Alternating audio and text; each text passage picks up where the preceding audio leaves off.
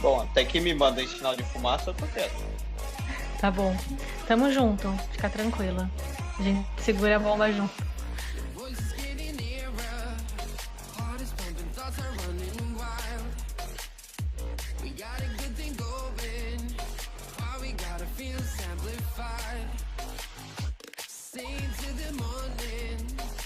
Entramos ao vivo no YouTube da ROUVY. ROUVY. Em inglês. Porra, mas os canais estão misturados.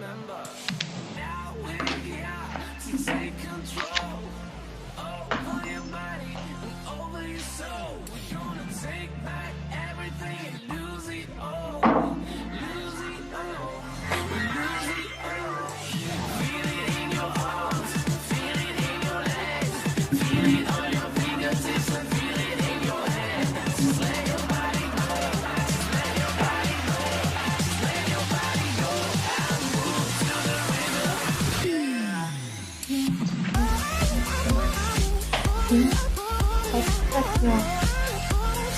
Tá aqui ou aqui.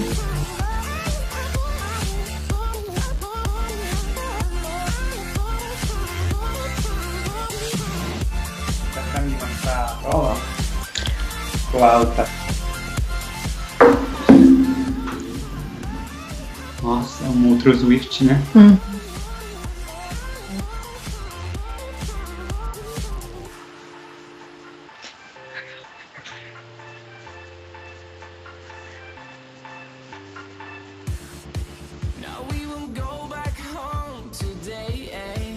Until the very last hour, we still got a few more days to slay.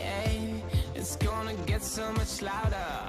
Now we're here to take control over your body and over your soul. We're gonna take back everything and lose it all. Lose it all. Lose it all. Feel it in your arms, feel it in your legs, feel it on your fingertips and feel it in your head. Just let your body go, just let your body go, just let your body go and move to the rhythm.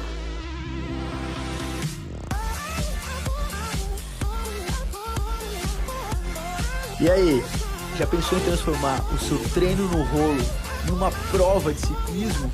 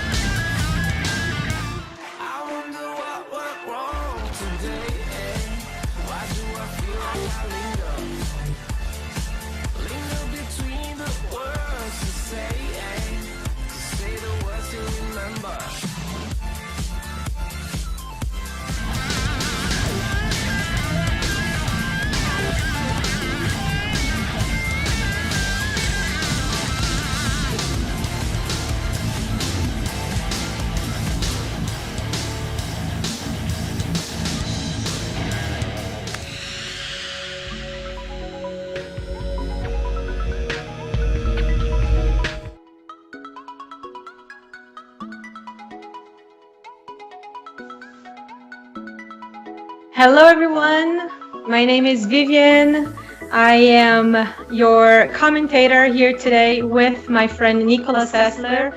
We are gonna comment the GP Brazil. The race is happening in Brasilia, the capital of Brazil. And we're here to share with you a little bit of what we know about indoor cycling, and Brazil. Hi Nico. Hi, Vivi! It's a pleasure to be joining you here in this great race that is about to happen. It is going to be very exciting to watch this new modality, something new for us, something new for the whole world, through ROUVY, which simulates. It's gonna be a great competition, and I'm really excited to watch and share a little bit with everybody what we are seeing here. Awesome. So, sharing about a little bit about myself, I'm a professional mountain bike racer in Brazil. I'm currently in Canada, in Quebec, Canada. And Nicholas, he is our road cyclist, professionally racing in Europe. He's currently in Spain.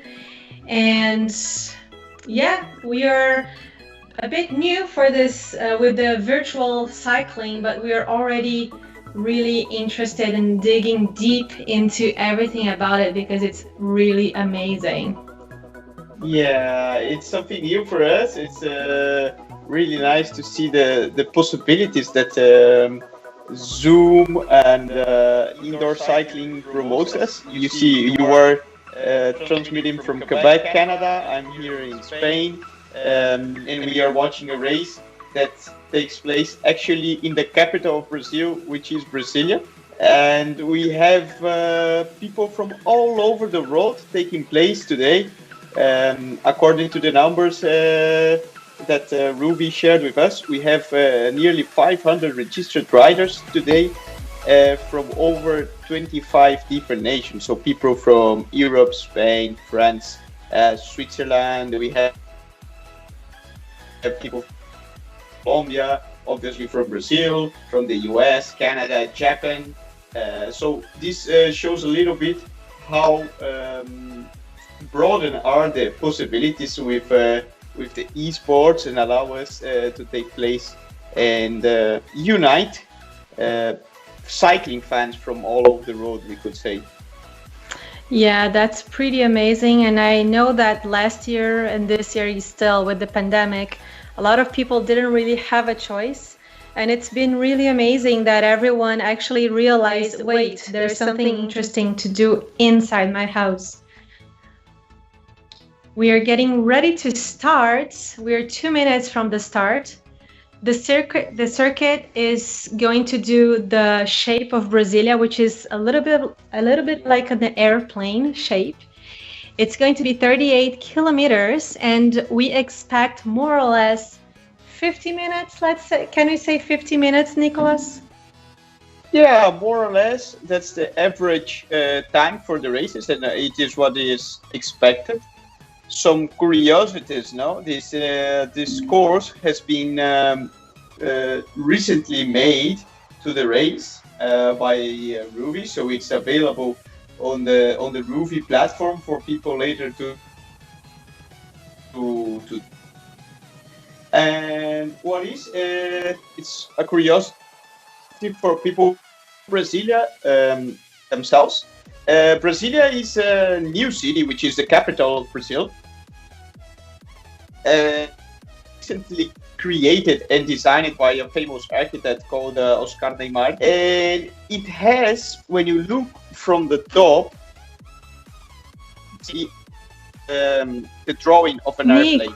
So Nicholas, I'm gonna suggest we stop a bit because we are hearing the Brazilian transmission. Maybe the people that are watching the race also have this, and it's gonna be really hard for them to listen to both.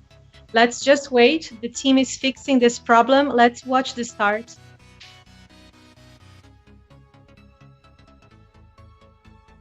They are off. And the gun went. Let's see who took the whole shot. Yeah, it's very intense start until the peloton begins to split and the small groups begin to form. It's important to say that the software ROUVY simulates very well the the reality of a real racing. So you have a draft, a road surface, ups and downs. So strategy in the race also takes place, and it's very important that the riders use their strengths and know how to draft and use the best of the game also.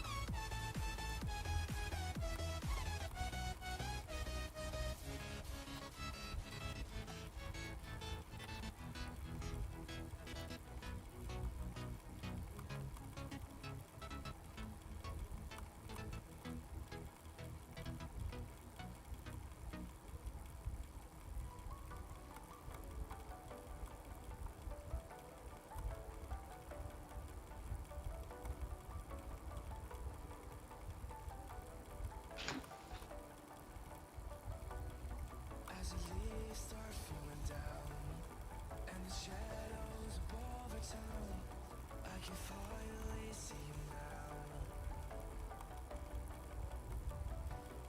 I see the fear inside your eyes, I see the pain in your smile. I can finally see you now. Oh, we're radiate all over the world. We used to radiate, but now we're drowning.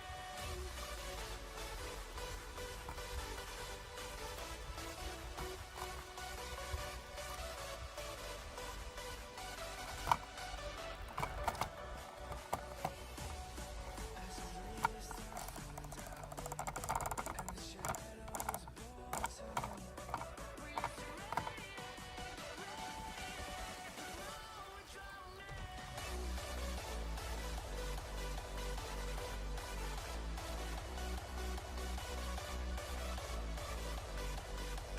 I think we're back now. Are we?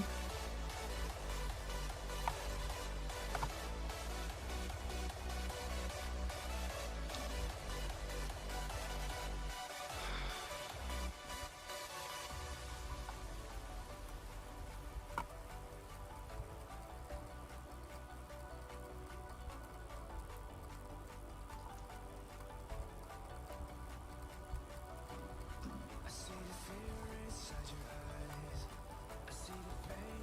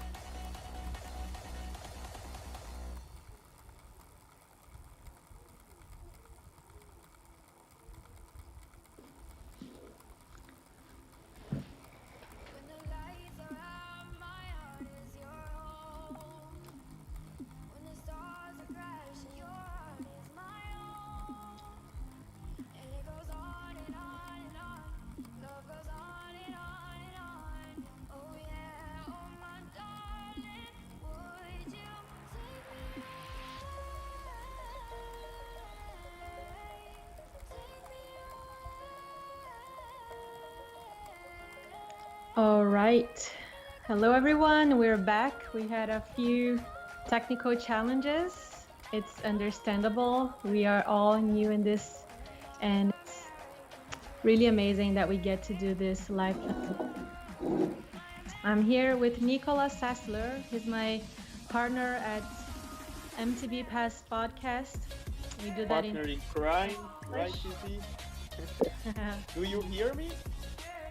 I do hear you. Do you have a headphone on? I don't see you now. Okay. I think so. We are back. We apologize for any technical mistakes we had in the beginning. Seems like we had some problems from the table, but I hope they are now solved, and that we can move on with the transmission, right? So we are now in the middle of the race. Actually, we already had the start has already been given, and we see here the leading rider. De Almeida, together with Miller.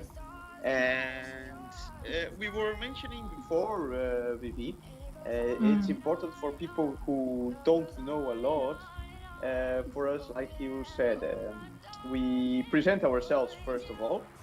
I am Nicolas. I'm also a professional cyclist on the road, and you, Viviane Faveri, also a professional mountain biker, commentator for the mountain bike World Cups at Red Bull TV.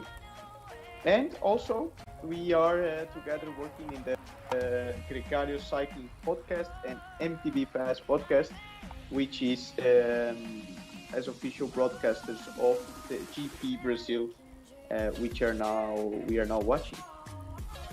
Exactly. How do you like indoor cycling, Nicolas? Would you like? I kind of feel like I wish I was racing. Yeah, actually, this was a very curious question, right? When asked about the race, I wonder, well, perhaps I should be racing, but honestly, I'm a bit new to this discipline and more traditional. We are used to racing outside, and we are now seeing the possibilities and the new horizons that indoor cycling and virtual sports provide us. And when you look, we are now seeing the main riders that we can expect to be fighting for the victory today, the cards and their details. And it's important to say that all these guys, they are really professional and well trained in the discipline. Okay. They prepare it well. They study the strategies. They study the course. They know how to use the past of the simulation, you can say. So there are different disciplines, and it's important to point out that a rider who is a good esports rider might not be a good rider out on the road. And the same applies the other way around. So a good professional rider and a professional mountain biker, like your case, might not get such good numbers and good results when riding here on the indoor trainer and on the esports. Yeah, definitely. And I know that in Brazil, this is such a thing. The riders, athletes, amateur athletes, like we like to say, people who work, have a normal career, and take cycling really seriously. Here we see one of them, Cris Duque. She's a pro. She's racing master in Brazil. She has really good results in cycling in Brazil as a master rider. And she takes it really serious, and she's there riding in the front, starting this climb with the guys. She's pretty serious about it. So what they like to be equipped. They like to have the right equipment to do this. They have their game ready. They have the whole setup done so they can perform when they start riding. That's the case when we spoke this week at our podcast, Gregario Cycling. We spoke with also another amateur athlete, Priscila. She is also racing here today. We might see Yeah, her soon. Priscilla Pradinis, she has a really Pradinis. nice stories. I Yeah, was she has the amazing whole to setup. see. She has the whole exactly, and it's very interesting for the listeners who have us here. We had a really good program. Yeah, you can see now her card coming from Pradinis. She is a personal trainer who gives classes for trainers and found the indoor trainer as a way for her to split her trainings between her classes because she's constantly busy and mostly when other people are sporting is the time that she's working because she's with them giving trainings and everything, so she had to kind of find time for herself and her own trainings in between those gaps, which is time or in the evening, things like that. And the indoor trainer is a very productive way to take the most out of a training. And it's Exactly. important to point out also, in the same program with the Gregario podcast, we had an interview with Peter Samek, which is also one of the founders of ROUVY. ROUVY was founded in 2017, and Peter, together with his brother Jacob, found this platform and are developing the software in the way that it helps to simulate the best way possible a real road experience. So it's not a game, not a normal simulator you would find, but it tries to bring the best simulation possible. So road surface feeling, inclination, draft, where, for example, during the race today, we were saying how important it is to know strategies well and know how to play the cards well and even have a teamwork sometimes because the software tries and simulates the best way possible what a real road outside life experience would be, and that's really interesting. Yeah, it is. And what's also really interesting is that we have people from all over the world racing with the Brazilian riders who already kind of know this track. So we have the favorites from Brazil racing here. Cris Duque is one of the girls that is definitely the favorite for the ladies. And for the men, we can say Ricardo Alcici and Franklin, they are definitely one of the strongest guys here in the peloton, but then they are being challenged by this amazing international peloton. Yeah, it's interesting. Like we said in the beginning of the transmission, I guess perhaps we are still on the technical, but we had earlier and later we will also have Jacob from ROUVY talking here with us, and he shared some really interesting numbers in which for today's event, the GP Brazil, we had over nearly 500 registered users for the race and riders from more than 25 different nationalities with it. And that's really, Nico, just really nice. check this out. I don't mean to cut you off, but I just realized that someone called Jay Kulhavi, so could really be Yaroslav Kulhavi, is here. I don't know, maybe, who knows? Like, that would be really amazing if that's really our like Olympic medalist, many times World Cup podium winner. This guy is one of the most important, strongest mountain bikers we know. He's from Czech Republic, which is where ROUVY comes from, and it seems like he could be joining us today. I'm curious to know if that's really him. Well, let me. That would be a really nice coincidence, but I guess not. VP. I'm sorry to tell you, but I know that Kulavi is now racing in Croatia for island mountain bike race. So I guess unfortunately it's not the 2012 Olympic Games champion who is a mountain bike Olympic champion who's joining us today. But he's so strong. Who knows? Maybe he's cooling down, after the stage racing Well, movies. it's possible. Just spinning his legs is 7 o'clock here in European time. Perhaps you never know. Yeah. But would be He's a known really by- nice coincidence, right? He's known by his horsepower. Like he has that constant, amazing, super high power. That's I'm pretty sure he has some marathon titles, maybe a couple times world champion on marathon, maybe. I would need to check. Indeed, no, and strong rider. Remember once riding in stage race in Brazil, the Brazil ride, and other races here in Europe also, and all the time on the flat, he would just put the peloton on one line, and this would be really, it was amazing the power he could produce.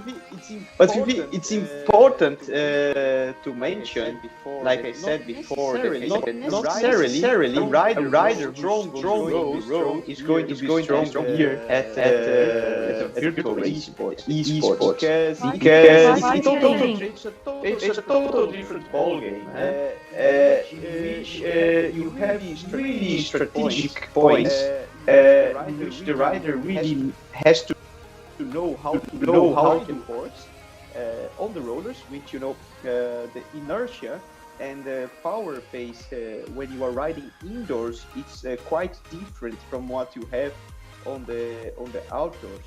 It's actually one of the reasons why many trainers don't recommend too many hours of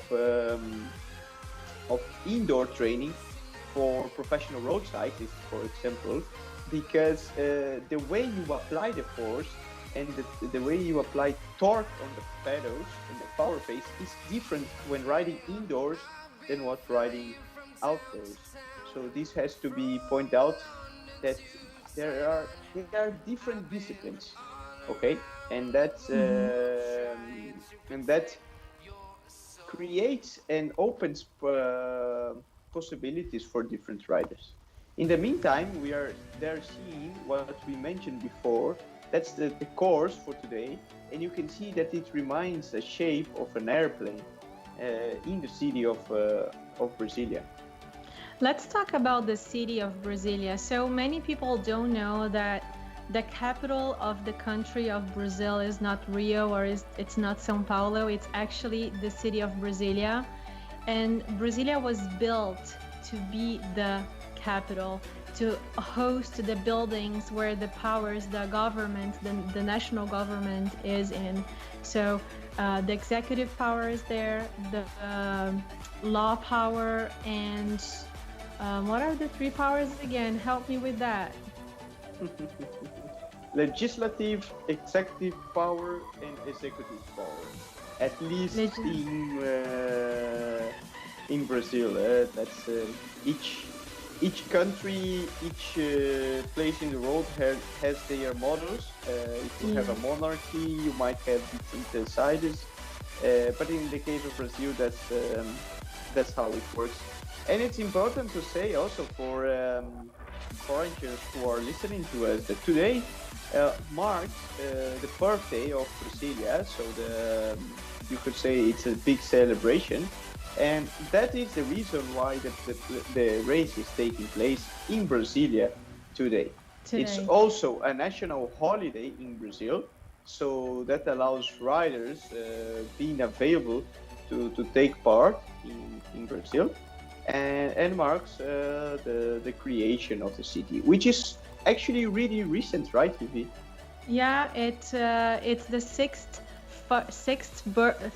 let's go, first anniversary, so 61 years old. That's how old Brasilia is. It's pretty new actually, and it's already the third biggest city in Brazil. It's really big. It has 3 million people living there, and it was all planned. Like the city has all the um, all the neighborhoods and the parks. It has one of the biggest public parks in the world. It's bigger than the park in New York, the Central Park in New York. And we have joining us here Jacob, straight from Czech Republic. Can you hear us, Jacob?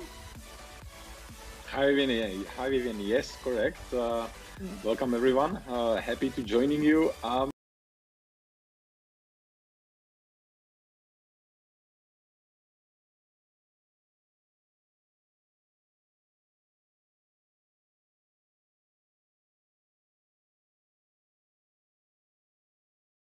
Have you been there? Well, it's very popular destination for cross-country skiing and also for mountain biking. So yes, I personally visited also races in biathlon, which is very big and very popular here in Czech Republic. So it's very well known spot here among the athletes and especially endurance athletes. Awesome. And Jacob, I want to go straight to a few questions to you. I know you're busy. You have a lot going on there with in the HQ of ROUVY. So first of all, what's the right way of saying ROUVY? ROUVY. Well, there is no right way. There is only way you feel it's the right. Well, our founders, the story is that our founders were looking for a name which would be international name. There wouldn't be some sort of hassles or troubles across the regions, and ROUVY come across mind of our founders. So we get this question quite often. What it means, and the simple question, it means that ROUVY means ROUVY. There is no really some sort of strong story behind. Awesome. As simple as it gets. Cannot be better. That's a good name. Jacob, I have a question for you, and it is, what does the Brazilian market and the happening today of the GP Brazil in Brasilia means for ROUVY broadening their horizons and market possibilities? Right. Thank you for this question. You know, ROUVY, our mission is to be platform number one for race and event organizers, to be a place where athletes can travel the world from the warmth of their home. So someone who sits in Prague, Berlin, San Francisco, or Beijing can take part of your beautiful race. So events and races like GP Brazil is very important part of our mission.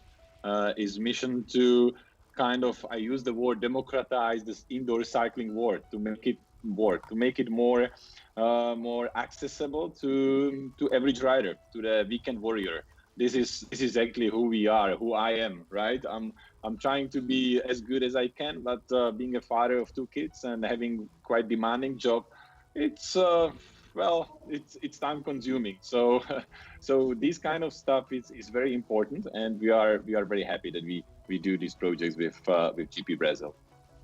It's nice you mentioned that. We are really proud to have it for sure. Sorry, Vivi, I interrupt you. No, that's good. We are definitely super proud, super happy. Thank you so much for this opportunity. It's amazing to be here with ROUVY and GP Brasil and everyone all over the world. And I think it's really nice that you mentioned the struggle of fitting all in the routine, the schedule. We work, we take care of the house, we have to take care of our family. And then how do we find time for ourselves? And cycling outdoors is not always available for that. And the opportunity of doing a little bit less, but indoors, the intensity of training on a platform like ROUVY and training indoors on a roller, that adds so much to fitness as well, that we can see athletes that actually are performing better outdoors after an indoor season, right? Well, Vivian, I think you should work for ROUVY. I wouldn't say that better. Just one important thing. Don't get me wrong. We are not trying to get people from outside indoor. That's not our mission. Our mission is to give them another option to create a digital twin of the real races and the events, to make them more ready, physically ready, in better condition. So all these together makes ROUVY and indoor cycling as something very unique. And since our uniqueness is that we are combining the real videos with 2D videos with 3D objects, so this is something what no one else can really replicate. We are very proud of this technology, that it comes from Czech Republic. Our headquarters in a small city surrounded by mountains called Vimperk. I and the team of ROUVY is important that the world knows about this place. Awesome. Would you be able to share with can us? actually, Go ahead, in Nico. the meantime, you can see at the video itself that it's indeed, you have a video, a real life video from the road where they are riding, and this is actually the way the road really is, and that's really important. Exactly. Can you explain for people watching a little bit, how does this differentiate from other platforms which create actually a virtual road, and how much more the ROUVY system simulates better what is actually happening on the real road? This is a great question, because this is the core of our business, of our mission. So first of all, we need a good quality video footage, meaning that for example from our partners, from you guys from Brazil, we needed a good video. We need the time and resources and some special technical process to digitize this video into augmented routes. That's how we call it. So it means it's ready to add the 3D objects. You see the branding around alongside the course, and also the avatars. It sounds pretty easy, but this process takes several weeks. And also there's a lot of tasks behind which are hidden to have this final product. As you mentioned during your stream and broadcast, that there are features like drafting. So when you are cycling behind someone, so you are saving watts and you are saving energy. There's a lot of algorithms behind and pretty sophisticated system.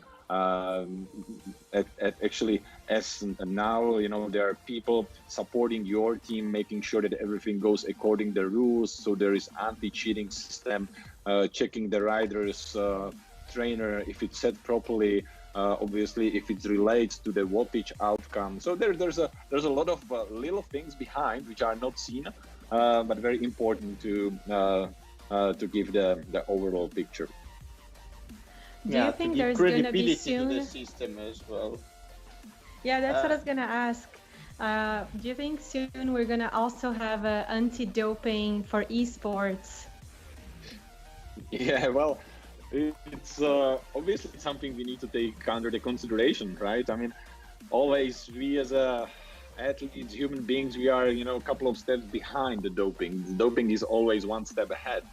So at the end of the day, you have athletes cycling from all around the world. You don't have really the real control on the things they do. So currently, the only way how to really make it even for everyone is to have an on-site event when you have best 20 riders, best 20 men and women, and then they're using the same trainer. So this is probably the cleanest one. We do have a system which probably I wouldn't like to talk how it works in place to kind of catch these kind of cheaters. But more and more events and races will come under the sun. There is going to be these kind of actions taken. Nice. That's very well. And as a question moving forward. Where do you expect esports as a modality to go?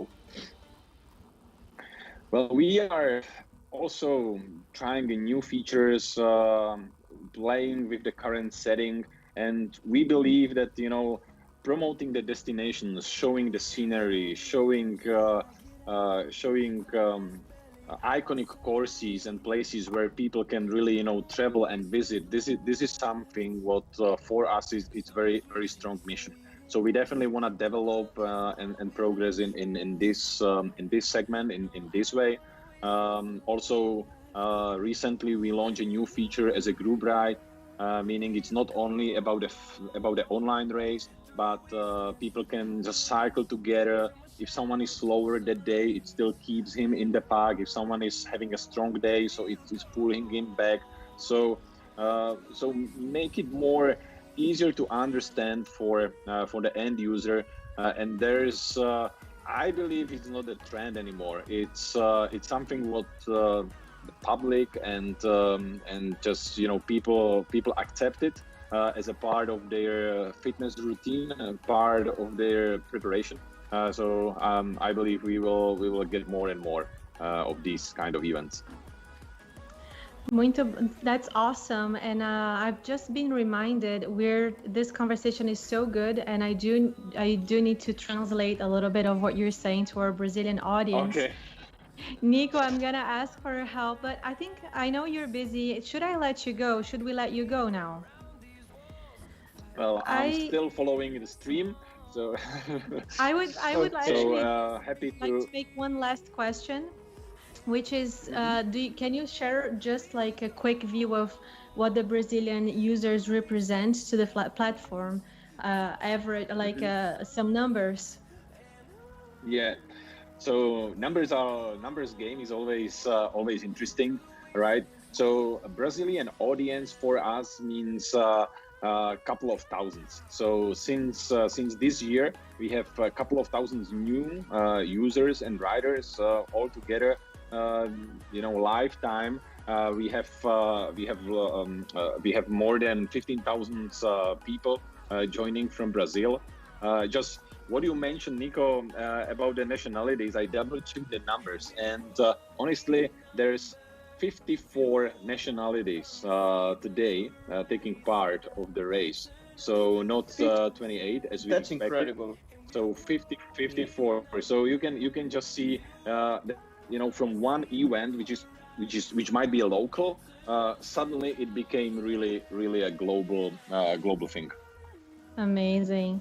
Thank you so much, Jacob. I am pretty sure we're gonna connect with the Brazilian audience pretty soon. They told us to be on standby. This is a completely live event. Never done this before. It's really amazing how big this is. Excellent. Thank you very much, and good luck to all the riders and athletes. Bye-bye. Bye. Thanks for your time. Thank you, Jake.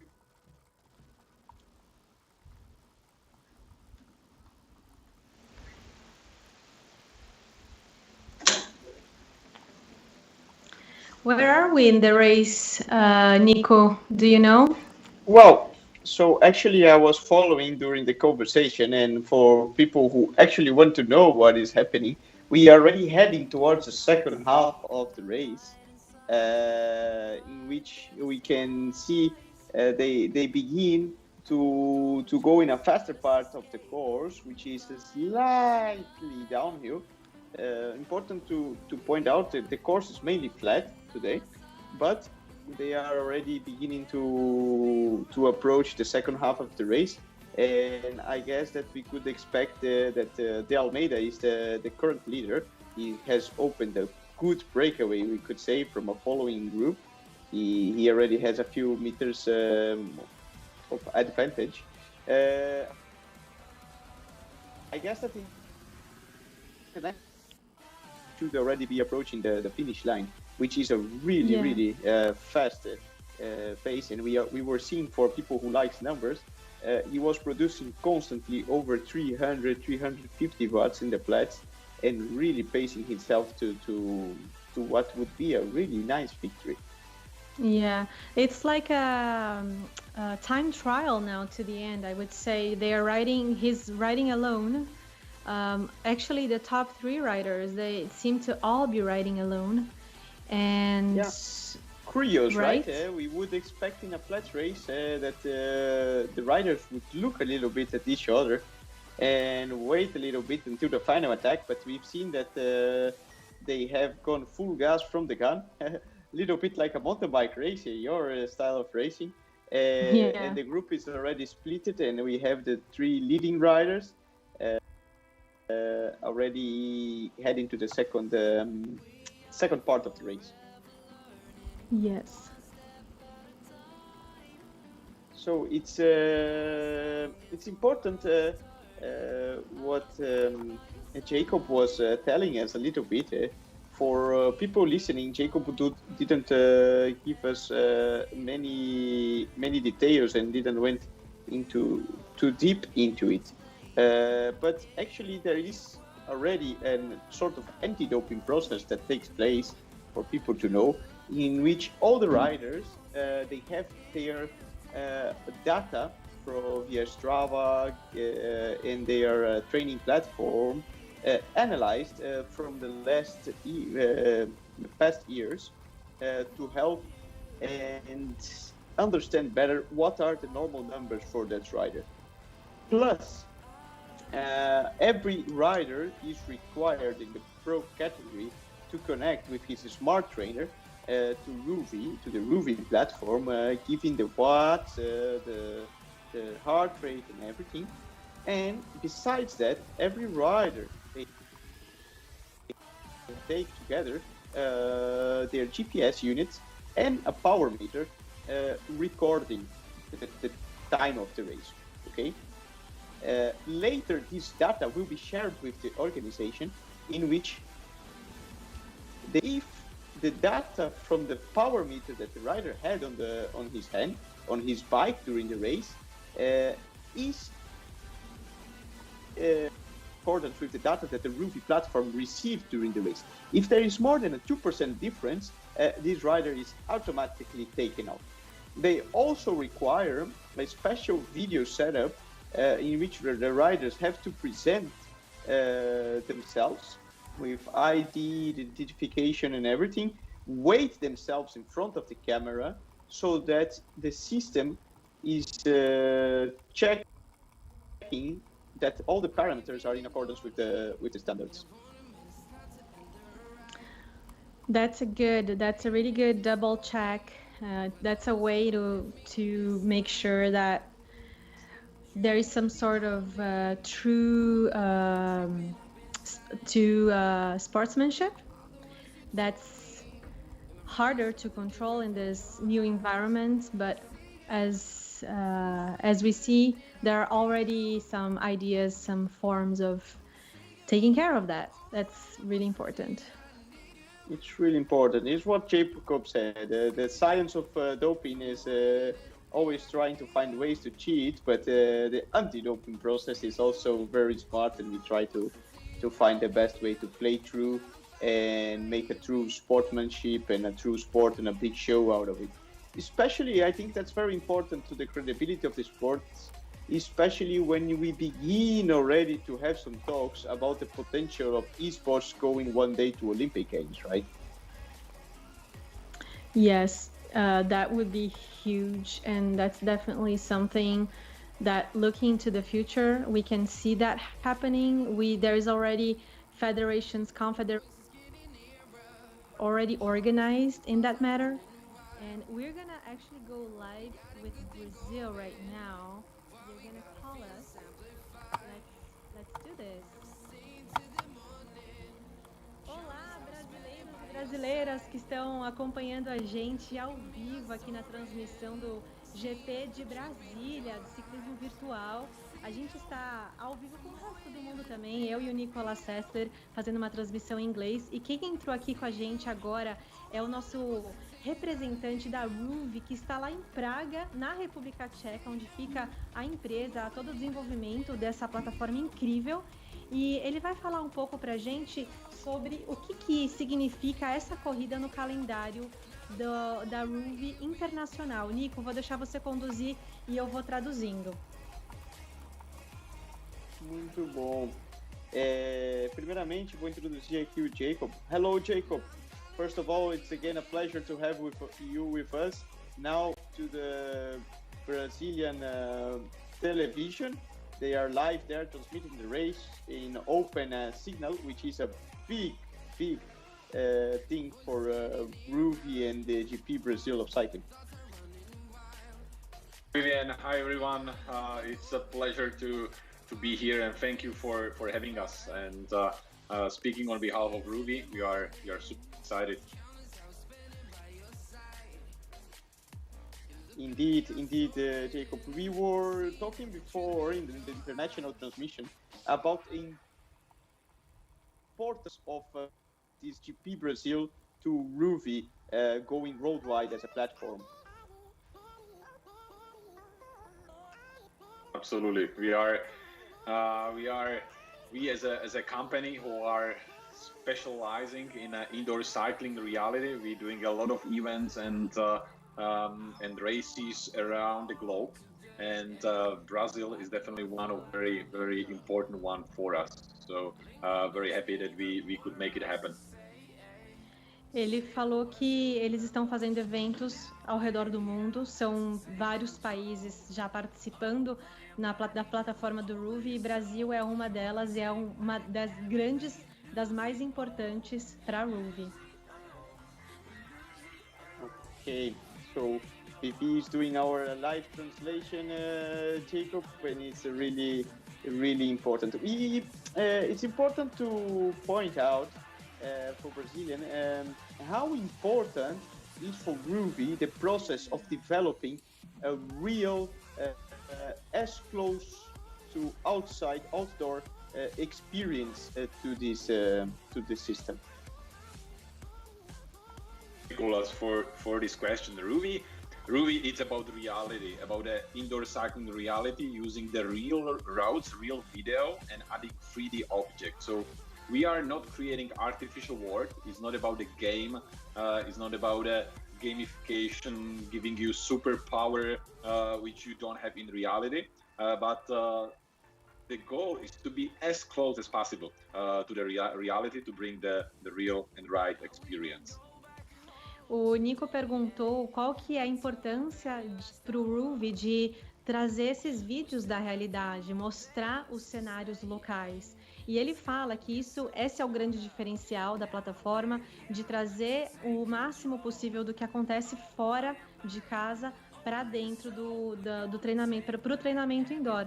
E ele até comentou com a gente, quando conversamos um pouco antes, que uma das formas que a ROUVY vai promover essa realidade, esse contato com a realidade, é promovendo os destinations, os locais onde a corrida acontece. Então, podemos imaginar então que Brasília, estando hoje em foco, é um dos grandes destinos sendo promovidos pela ROUVY.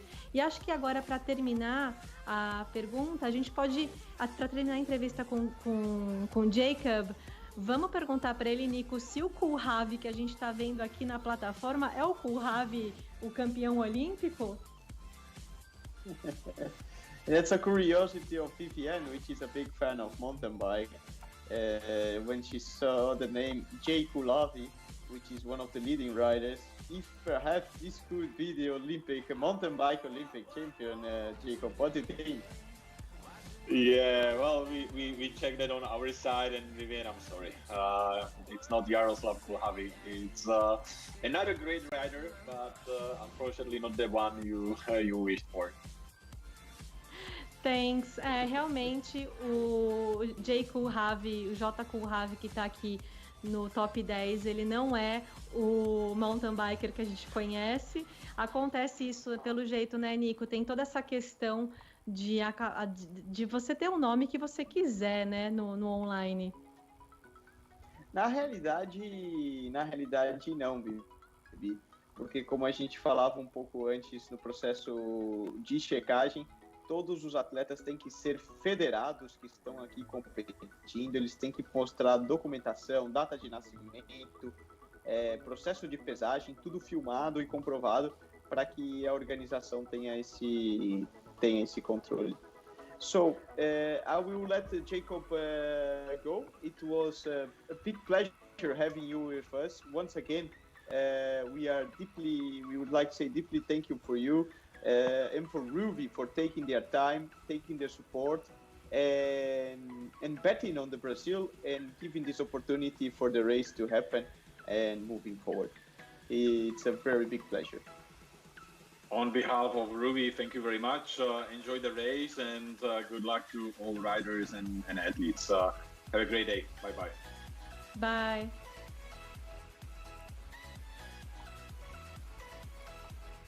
So let's go back to the race. So let's go back to the race, indeed, Stevie, because that's what we are seeing. And the finish line is DL made a really big advantage. He's meters away from the line. So we are approaching the final 100 meters, and he seems to have a pretty comfortable margin. Yes, that's what it looks like. I'm curious to know if this was more like a time trial than a strategic race. Like he went full gas from the start, one power. They did have one climb that was a bit of a long climb. They had to probably be over the red zone for a while, but then there's no rest. Even the small descents in that course is one of those that you need to paddle. You need to keep going fast. You need to save this. You need to be able to ride as fast as you can all the time. You cannot really rest, right? No. And you can see by his power numbers at the top. The number 393, 334 that we are constantly seeing, that's his power number. And for people who watch and ride a little bit with their bikes and have ever trained in a smart trainer or with a power meter, will know that these are very, very strong numbers. And it's not easy to sustain such a power for 50 minutes, nearly 1 hour, the length of the race today is. Do you think we can find out his weight? Yes, the other number for the followers, we see the 300, and on the side of it we have the 4.1, the 4.3 that is constantly. That would be his power to weight ratio. So it means that when he's producing 300 watts, he's at a 3.9 watts per kilo. So let's say 4 watts per kilo at 300 watts. This would his weight, which correct me here if I'm wrong. We'll do a quick math. It's some time I've not been working, so would be a little bit over the 70 kilos mark. 75 more or less. You correct me if I'm wrong for the listeners. If I pass the math control, the math test for today. I'm not gonna be the one checking that for you. Sorry. So talking about but I'm sure that people listening to us will definitely check it up, and if I made any mistake, they will be quickly to put me on social media and make good jokes about it. But let's. I have a few information about him. Franklin, he is 42. He's a coach. He's a cyclist. He's in the coaching business. He used to race professionally, and now he's coaching. And he has a few titles in cycling. It's pretty amazing. He's Pan American champion. He's Brazilian champion. He's vice champion many times. He's a provincial champion. He has a lot of titles outdoor cycling, and for sure this is going to be a special one for him. He's going to win GP of Brasilia, and this is gonna definitely add something to his curriculum. He's winning this race in front of a huge peloton, a lot of strong riders. I'm pretty sure that the competitors are all in their pain cave, really trying to make it hard for him to get this win. And also, I think the global race with the other international competitors made this a bit, harder, because he had to choose: do I try to win overall, or do I save my spot in the national race? And for sure, that required a bit of decision making. What do you think? Yeah, definitely. While we see some images of the riders riding, which helps to showcase how hard really. We were just looking at the avatar, and we don't know how much these guys are suffering in the back. And we could see from the images different ones, and they are going really deep into it, and they have to push really hard. It's important to say that the GP Brasil here in Brasilia is the first stage of the national championships. So together with the victory, he should also be taking the title of and moving closer to the national title. We will have other rounds in different Brazilian cities throughout the year. People can later check it on the ROUVY platform when the events will precisely happen. Again, they are all there, and for sure, for Franklin, I'm sure it's a big prize moving forward, because it's important to say that it's a new modality, but we are slowly beginning to see some professionalization in it. So riders begin to have their own sponsors and bring personal support, which can professionalize the sports. You see that on their avatar, they ride with a special jersey, which is actually their real life jersey, in which they can showcase their supporters and sponsors. And they also receive prize money for the races, which all help for a professional, like you mentioned, he's also a personal trainer, to get the proper reward out of his victory. Yes, definitely. There's a lot of work put into this. It's not easy. You need to be on top of your hydration, your nutrition, your recovery.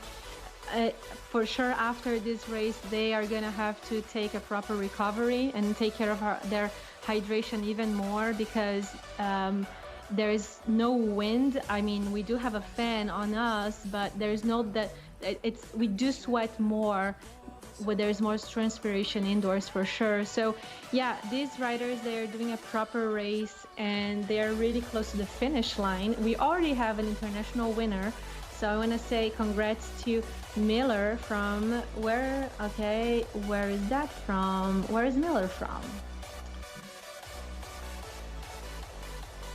And we have the second place. Yeah, and Franklin is coming to take the victory as a Brazilian national champion. He's really close to the finish line here. We see the finishing banners and everything, and he will just cross the line and completing the race as our newly crowned Brazilian champion of indoor cycling. Amazing. And let's see now who's going to be the first woman to cross the line. Yeah, that's actually a really nice fight to see also. We had some data from Jacob, who shared with us before, that in the pre-registered riders from the event, we had already 60 women taking part in it, which is really big. We see there some of them in the room taking part, suffering hard. You can see that it's not easy at all by their faces. It showcases how deep they have to go. Yeah, what goes through your mind on those? It's such a relief when you get close to the finish line, that the last 5 kilometers, last 3 kilometers, we always have a countdown on our mind of how much longer we're gonna be able to sustain that pain, to sustain that pace. And that's what's going on through the body, the mind of these athletes, these amazing women. They're pushing themselves, competing not against each other. They're actually competing against their mind. Yeah, that's for sure. It's very important for every athlete, right? Vivi, you know it well. When racing outside, racing a World Cup or anywhere, to get in that very famous state of flow. And the state of flow is something that doesn't come that easy. I wish I could have it for all the races I do, but it's not always that easy. In which is a state where you simply don't think. You leave the present moment and things just follow naturally. And I'm sure that the riders now who are approaching the finish line, they are just in their own little box of thinking and trying to find the best strategy possible inside their minds to approach it as fast as they can, and looking for this flow state. Yeah, it is different in each sport, each modality, I can say. When you are in the roller, it's a lot about being able to sustain the pace and understand, make your body understand. Oh, here we can actually see the some buildings from because Brasilia was constructed by this amazing architect, and the buildings there, just keep looking, keep checking, because some buildings there are really amazing.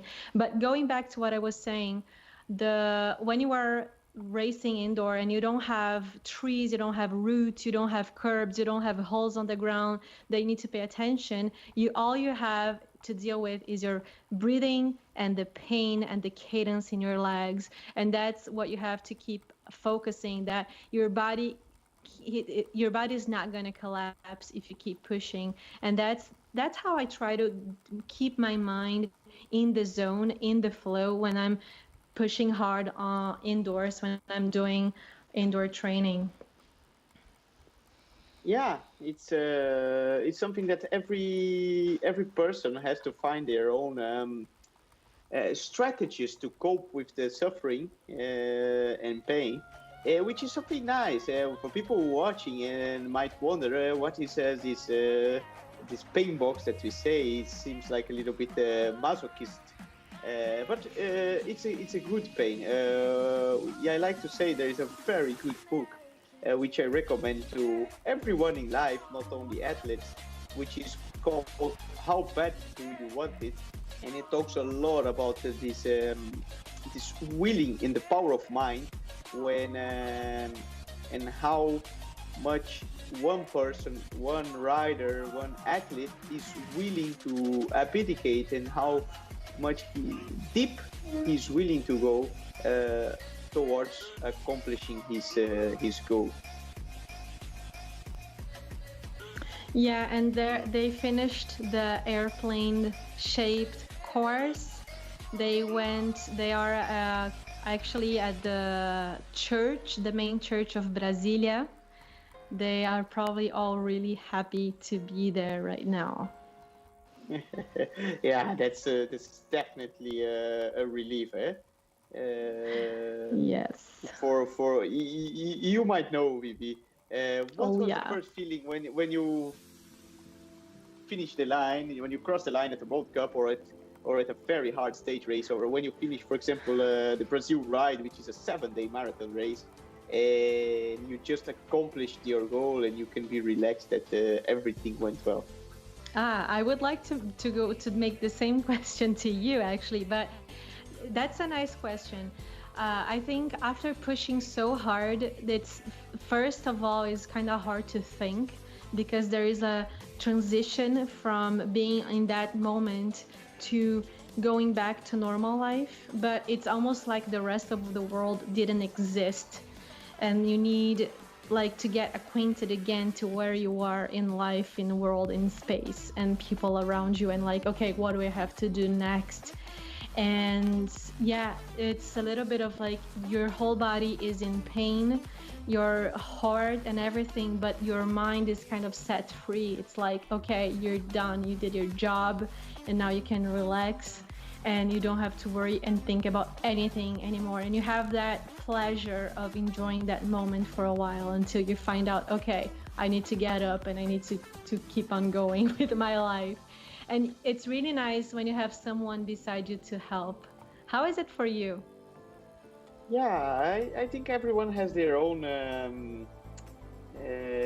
objectives when doing races and accomplishing results, and that's I'm sure that it translates the same for the riders that we are watching now.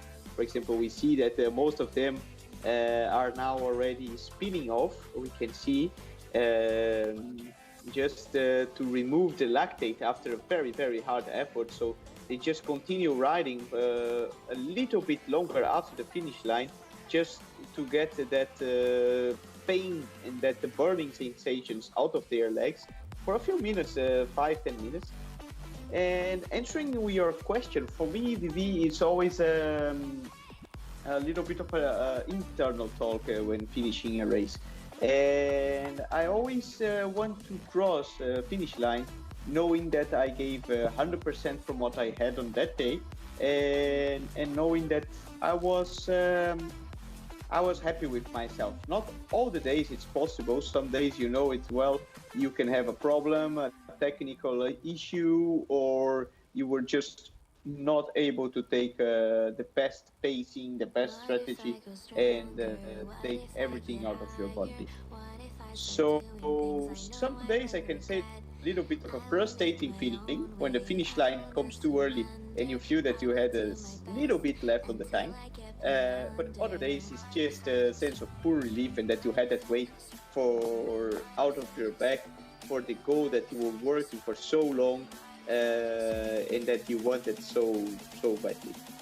Yeah, that's amazing. I totally agree with you. Some days the feeling crossing the finish line is really bitter, but when you feel like you gave it all and that you did a good job, it's just so good. It's exactly what I said. Like, you feel like your mind is in bliss, joy, pure joy. I want to take a minute here to thank our sponsors. We for sure must begin with ROUVY, this amazing platform. Thanks for hosting us, ROUVY. Thanks, Jacob, for giving his time to us and chatting with us. It was super rich. And we also have other sponsors here. IGP Sport, our official GPS cyclo computer. 3T Sports, the cycling clothing brand. Dobe Studio, where this transmission in Brazil is taking place. Up Metal, they take care of the results and logistics. Gregário Cycling and MTB Pass, that's our podcast, and I want to invite everybody to listen to us on Spotify. And Simpla is the website where we could register and join the Zoom race. So thanks to all the sponsors, and thanks for GP Brazil for inviting us for this amazing challenge. It was our first time commenting in a virtual race. Really interesting with all the technology possibilities here. Yeah, it has been a really nice experience for me as well, Vivi.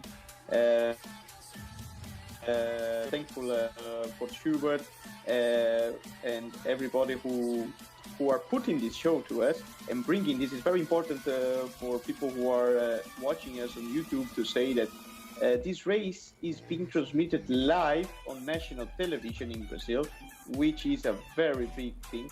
To help and showcase the bicycle, the ROUVY and the esports as a new modality.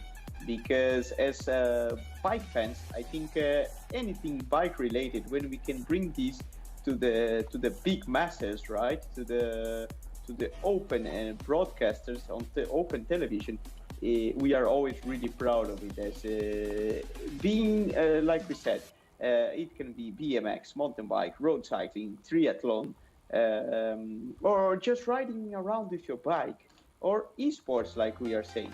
Everything that is bike related deserves to be incentivized, and it's and make us really happy and proud when we see it being showcased to the big audience. Definitely, well said. And so this is a big thing in Brazil going on, GP Brazil, the Tour of Brasilia. We have a particular competition with the Brazilian riders. So we have the Brazilian riders, they had to register, they had to be affiliated with a local federation and confederation. They have to prove, there is like all this process to prove the results, to make sure we have fair play going on here. So the results in Brazil for ladies and men, that's a big thing for them. That's gonna add to their curriculum. And all of us super proud that the virtual cycling Brazil was able to video this course. It's so well done. The course is beautiful. It started in front of the main chapel in Brasilia, and it went around the whole town. It showed the amazing buildings built by the architect Lúcio Costa with Oscar Niemeyer. They're both renowned architects in Brazil and internationally, actually. And that's where the president of Brazil is working from. That's where the whole government of Brazil is. And Brasilia is the third biggest city of Brazil. And reminding everyone that Brazil is a huge, huge country. Yes, we have over 200 million inhabitants. People who don't see. We are now seeing Vivi, the Brazilian champion Franklin, giving an interview to the Brazilian national television, so people can actually see that this little avatar, which we followed riding through the last hour, he's actually a real person, and you can see how tired he is and how hard he had to go. But one thing I would like to point out is, like, again, how nice it is, these possibilities that we are seeing here through the esports and through the ROUVY platform. I actually just had a friend, a former teammate from Israel Cycling Academy, also a pro cyclist, Daniel Turek. Turek is also from Czech Republic, but and actually asking, how nice it was to have the GP Brazil on the ROUVY platform. Do you know when we're going to have more? So I can tell you, Daniel, you keep an eye on it, because we're still gonna have many rounds of the GP Brazil. I already know that we have one confirmed for São Paulo, one for Rio, and other big cities, showcasing again how nice it is and how these technologies give us the opportunity to help and bring together communities from all over the world. Definitely. So we're gonna finish this transmission with an invitation to all of you, wherever you are. Join us join us on the next race in Brazil. That's definitely gonna be a good race. We're definitely gonna put on a good show. And thanks again for everyone, and good recovery. Bye. Yes. Bye. Thank you for watching with us, and I hope to see you again soon in the next round of GP Brazil.